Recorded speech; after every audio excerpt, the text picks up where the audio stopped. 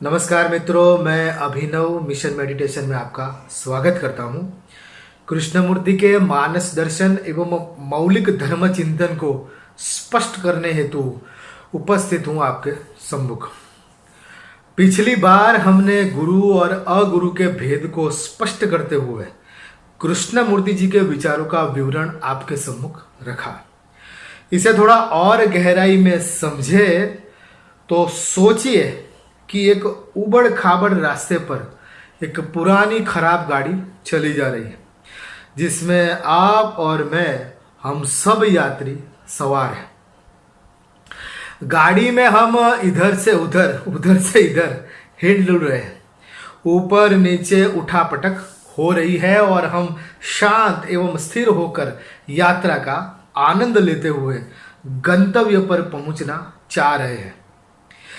गाड़ी में बैठे कुछ चतुर एवं चालाक लोग अन्य सभी यात्रियों को शांत एवं स्थिर कैसे रहे उसके सुझाव एवं उपाय दे रहे हैं, और गाड़ी में बैठे भले एवं भोले सज्जन सन्नारियां उन सुझावों एवं उपायों का श्रद्धा एवं निष्ठा से अनुपालन एवं अनुसरण कर रहे हैं।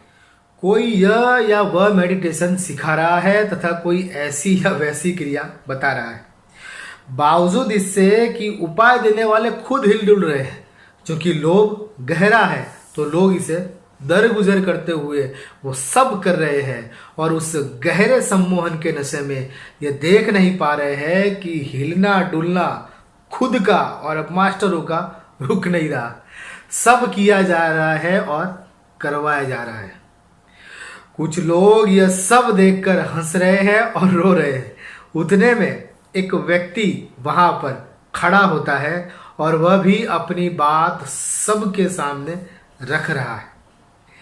उस व्यक्ति ने कहा कि गाड़ी को रिपेयर करना पड़ेगा और रोड की मरम्मत करनी पड़ेगी। यह सही उपाय है, लेकिन वह करना किसी के लिए भी संभव नहीं है।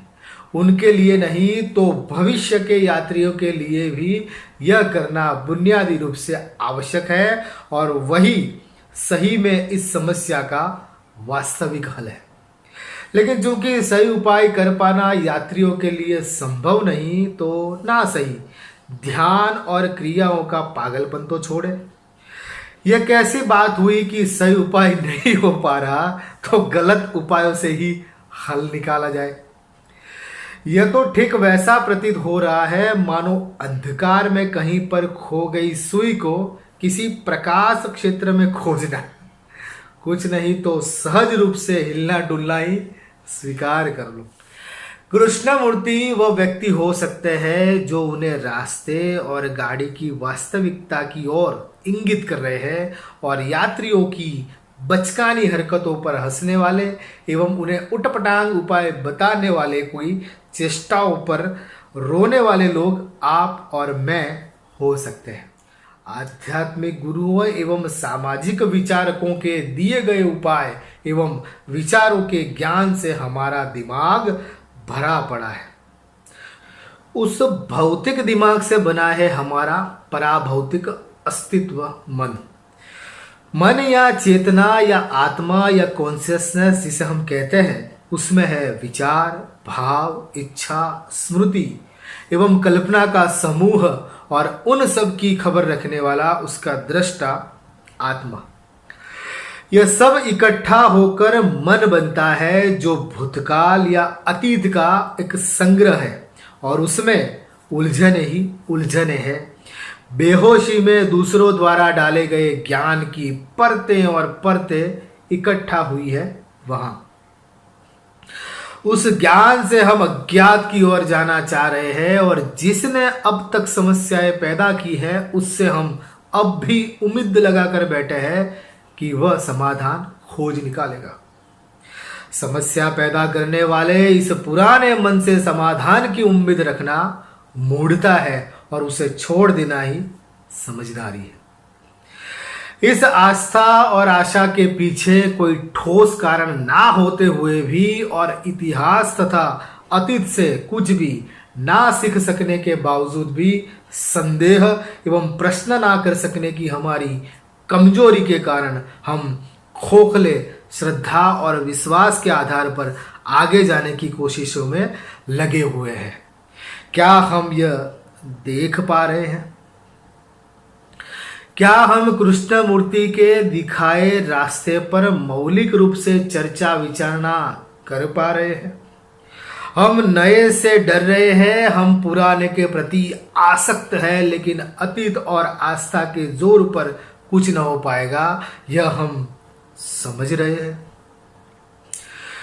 कृपया किसी गुरु ने कह दिया कि कृष्णमूर्ति एक एनलाइटन व्यक्ति थे, तो उस दृष्टिकोण से इसे ना देखें। कृष्णमूर्ति ने कभी उन गुरुओं को और ना स्वयं को एनलाइटन वगैरह हमारे मानदंडों से प्रस्तुत नहीं किया। अतः बिल्कुल नए ढंग से, नई चेतना से यह सीरीज देख ले, ताकि बाद में हमारा संवाद हो सके। हमारी व्यक्तिगत चेतना में रूपांतरण की हमें आवश्यकता लग रही है, यह एक सच है। ठीक उसी प्रकार से हमारे सामाजिक ढांचे में परिवर्तन की आवश्यकता भी हमें दिखाई पड़ती है, यह भी एक सच है।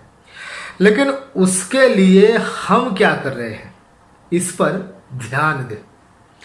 भीतरी परिवर्तन के लिए हम आध्यात्मिक गुरुओं के पास जाते हैं और उनसे विधियां प्राप्त करते हैं। बाहरी रूपांतरण के लिए हम विभिन्न सामाजिक विचारकों के दिए गए उपाय करते रहते हैं, लेकिन कृष्ण जी पूछ रहे हैं कि क्या हम यह नहीं देख पा रहे हैं कि 2 लाख वर्षों में हमारी व्यक्तिगत एवं सामूहिक चेतना में कोई परिवर्तन नहीं हुआ। नई बोतलों में पुरानी शराब की भांति यह ध्यान और वह ध्यान, या यह प्रयोग या वह प्रयोग, तथा समाजवाद या राष्ट्रवाद या यह वाद या वह वाद पर हम अपनी सारी ऊर्जा नष्ट कर रहे हैं। लेकिन ना अंदर कोई क्रांति हो रही है और ना ही बाहर। तो अगर आप कृष्णमूर्ति के पास ऐसी किसी पुरानी या नई विधियों एवं वादों की अपेक्षा से आए हैं, तो आप गलत जगह पर आए हैं। यहाँ कथित तौर पर एनलाइटन या जागे हुए गुरुओं तथा विद्वान एवं पंडित विचारकों जैसा नहीं है। आप उनसे जोड़कर इस बात को ना देखें।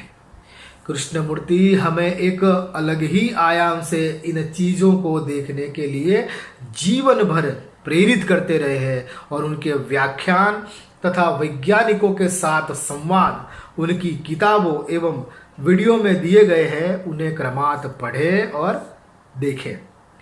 यही हमारा आप सबसे विनम्र अनुरोध है।